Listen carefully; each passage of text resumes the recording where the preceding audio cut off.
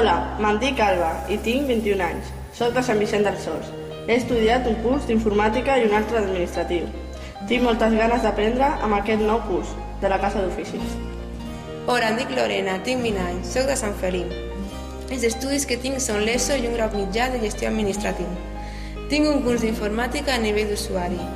Estic a la Casa d'Oficis per tindre més coneixements com a estudiant i tindre més oportunitats al món laboral. Hola, soc Montse i tinc 24 anys. He fet batxillerat i he estudiat un grau superior en imatge.